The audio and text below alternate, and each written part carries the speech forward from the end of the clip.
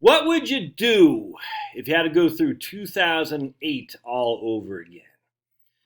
All right, so this got my attention, and then I read this article and I just started laughing because Michael Snyder at the Economic Collapse blog. Oh, jeez, man, I can't take it. But I do think about this a lot, man.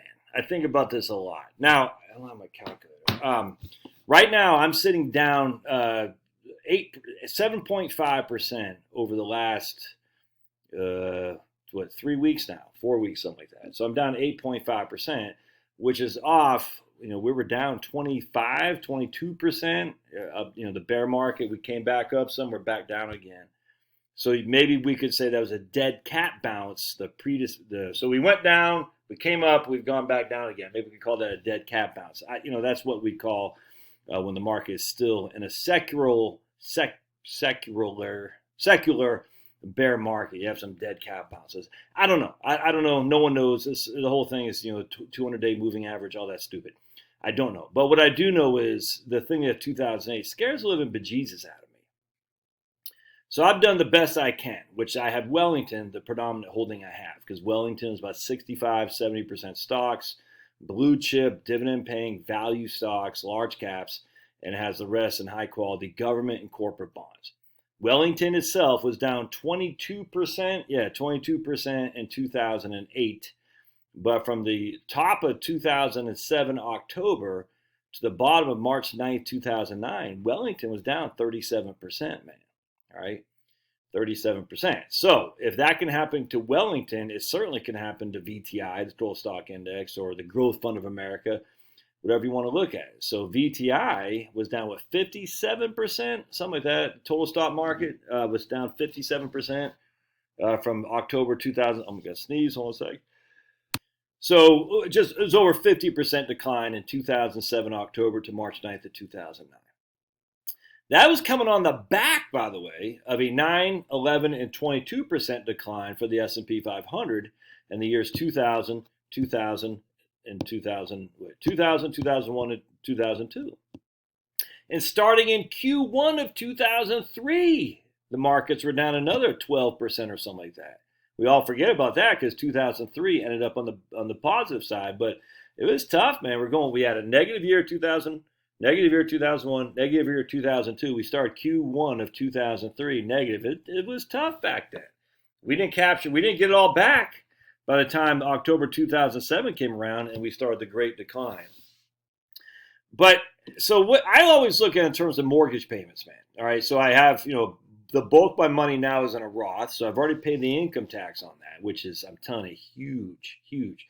I paid the income tax when I had the money in which to pay the tax. Now, people could argue, but you could have put that money in cash. I get all that. There's water under the bridge. It's already done. So I know that my tax liability is minimal on my Roth because most likely, if the markets do go down again, I won't have any gains in which to have to pay taxes on the gains because I've already paid the income tax on the conversion. Now, I will have to pay a 10% penalty on the first dollar I pull out. Well, that's a 10% tax rate that wastes me. It's a hell of a lot better than more than that, if that makes sense, with the income tax as well. So one of the benefits I've done is I position myself into Wellington, and I'm not going more than that. I'm just not. I can't. I'm only 52 years old, man. I believe in stocks. I believe in the capital markets. I believe in dividends. I believe in the companies that we frequent every day. They aren't going bankrupt. And we'll talk about this idiot's blog here. We'll talk about this idiotic blog here in just a second. I don't want to say idiot. I take that back. So if this guy's watching, I apologize for calling you an idiot. I don't mean to say that. It just ticks me off, the fear mongering. But that's the thing. The fear mongering is kind of like just because you're paranoid doesn't mean they're not out to get you. It's the same thing. Just because they're fear mongering doesn't mean they have some legitimacy potentially. So for you, my dear friends, what happens if 2008 rolls around again? So let me just tell you who I was in 2008.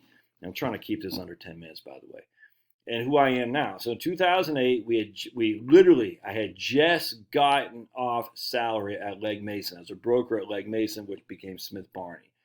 And I was making all commissions and fees. That's it. My income went down by half. All right.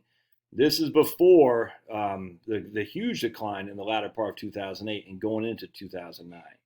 I had 2 new babies. So we had 4 kids totally. All right, my income went down in half. Charlotte wasn't making any money, and we had a mortgage on a house that was worth. We had just done not a refi. We had just done a remodel where we had a bedroom addition because we had a 3-bed, 1-bath ranch, 1,200 square feet in Dayton, Virginia, that we added a bathroom and a master bedroom because we had 6 people. Actually, Charlotte's sister was living with us at that point, so we had 7 people sharing 1 bathroom and 3 tiny bedrooms.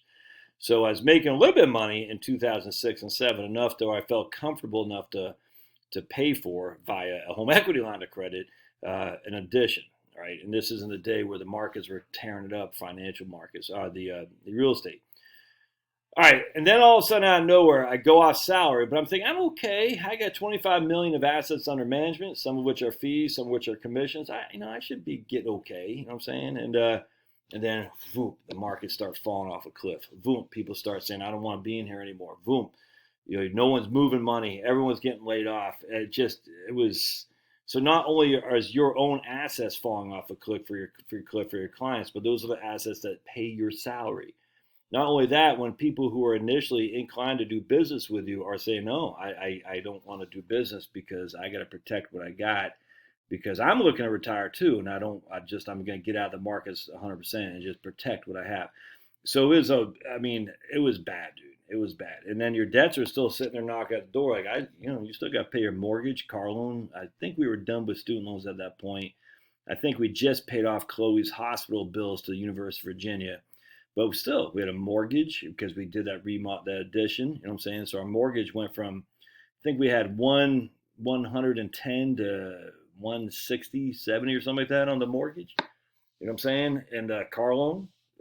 Even though our cars were older, we had a 1998 Jeep Cherokee with 150,000 miles, and then we bought a 2001 Dodge Caravan that's 70,000 miles, but we took loans on the Dodge Caravan. I think we had paid off the Jeep Grand Cherokee is what it was. Either way, but these weren't fancy schmancy good time rock and roll cars, but they were. We still leverage on one of them. I think there's only one at that point. I can't remember. Anyway, the point being was, you still have this debt which you had taken on based on an income of $60,000 a year. Just use that for example. And now you only had 4 mouths to feed. Now your income is $30,000 a year, and you got 6 mouths to feed, plus her sister, plus your markets are going. You're not bringing in any more money either, if that makes sense, because people are getting nervous about the markets. Tough place to be. Now I fast forward to where I am today, and the only thing I had in investments, I probably had $25,000. You know what I'm saying?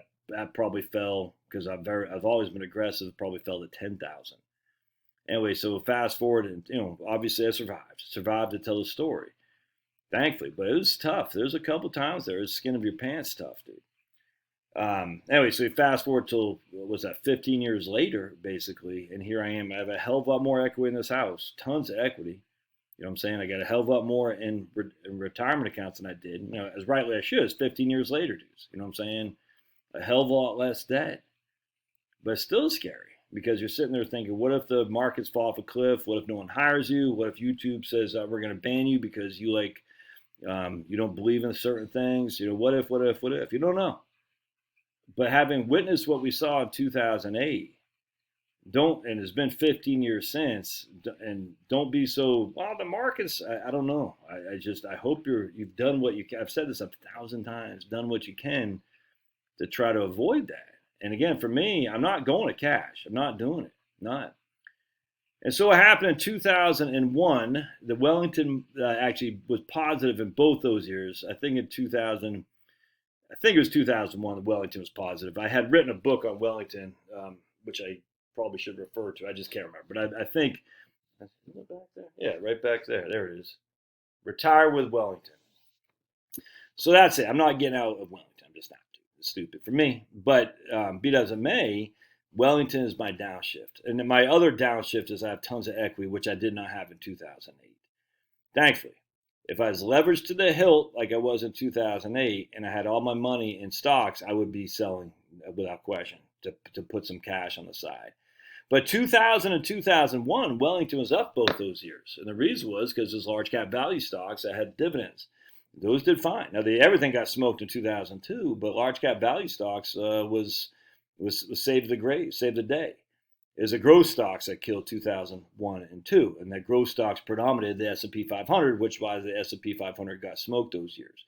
But value stocks did fine. It turns out value stocks did not give you the reprieve in 2008 that we thought. So I don't know what it's going to be this time around. I don't know. No one knows. It could be different, might not be. I don't know. And I know I'm saying 2008 is going to come back around. I have no clue.